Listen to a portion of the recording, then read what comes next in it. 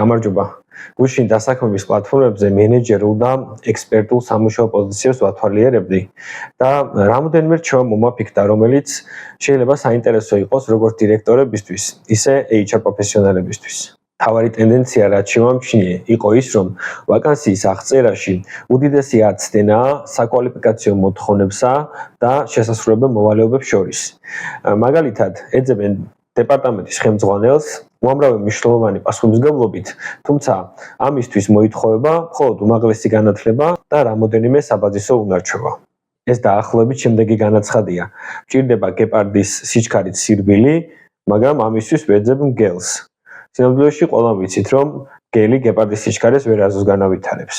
ჩემი აზრით, ასეთი ვაკანსიები ორიდან ერთ-ერთი მიზეზი გამოჩნდება.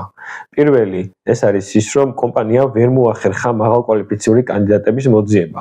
ან მეორე, ფინანსური სახსრების სიმწირე აქვს, იცის, რომ ადეკვატურ ანაზღაურებას ვერ გადაიხდის, ამიტომ დაბალი საკვალიფიკაციო მოთხოვნების ხარჯზე ცდილობს, რომ ვინმე მაინც აიყვანოს სამსახურში. თუ პირველი ვარიანტია, ამისთვის headhunters უნდა მიმართოთ, ხოლო მეორე ვარიანტისთვის საჭირო რჩევებს დღეს გაგიზიარებთ. ეს ვიდეო იმ ორგანიზაციებისთვის არის, ვისაც სურთ მაღალკვალიფიციური კანდიდატების მოზიდვა, მაგრამ ფინანსური რესურსები დროებით შეზღუდული აქვთ. საწყის ეტაპზე გირჩევთ, რომ ასეთი ვაკანსიები არ დადოთ, რადგან შრომის ბაზარზე ირიბად შემდეგ მესის უშვებთ.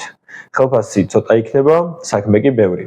სამსახურის მაძიებლების გაღიზიანება გვერდით რომ გადავდოთ, თქვენ ასეთ შემთხვევაში ვაკანსიისთვის იწვევთ ორი ტიპის კანდიდატებს. პირველი, ისინი რომლებიც დროებით თავშესაფარს ეძებენ და მეორე, ისინი რომლებიც შედეგებზე ორიენტირებული არ არიან და მხოლოდ გამოცდილების მიღება აინტერესებთ. მგონი ასეთი კანდიდატები ბიზნესისთვის განსაკუთრებით რთულ პერიოდში ნამდვილად არ გჭირდებათ. ახლა გაგიზიარებთ სამ გზას, რომელიც შეგიძლიათ გამოიყენოთ ვაკანსიისთვის ისე, რომ არ დაწიოთ საკვალიფიკაციო მოთხოვნები და ამავდროულად შედარებით უკეთესი კანდიდატების და პროფესიონალების მოზიდვა შეძლოთ. პირველი, ეს არის პრიორიტეტების სწორად დასმა. გადახედეთ თქვენ საშტატო ერთეულებს და შრომის კონკურენტული ანაზღაურება დატოვეთ იმ სამუშაო პოზიციაზე, რომელიც ბიზნესში თქვენთვის ამ ეტაპზე კრიტიკულად მნიშვნელოვანია, ხოლო სხვა მიმართულებით უბრალოდ ამოცანების შეამცირეთ და ასე შედეგად შეიძლება მიიღოთ ის, რომ შუა ან ნაკლებად მნიშვნელოვანი სახაზო მენეჯერული პოზიციები უბრალოდ გააუქმოთ. მაგალითად, თუ წარმოების სფეროში ხართ და ნედირეული შესყიდვა თქვენთვის კრიტიკულად მნიშვნელოვან ამოცანას წარმოადგენს და ამავდროულად გამოწვევებიც ძალიან ხშირია, შეგიძლიათ შესყიდვების ხელმძღვანელის პოზიციაზე მაღალკვალიფიციური მენეჯერი აიყვანოთ, რომელსაც ძალიან ძლიერი გუნდი ეყოლება. ხოლო თუ ამის პარალელურად სტაბილური პორტფელი გაქვთ და ბაზრის აგრესიულ გაფართოებას არ აპირებთ, შეიძლება ხარჯები მარკეტინგში ან პროდუქტის ასორტიმენტის განვითარებაში შეამციროთ.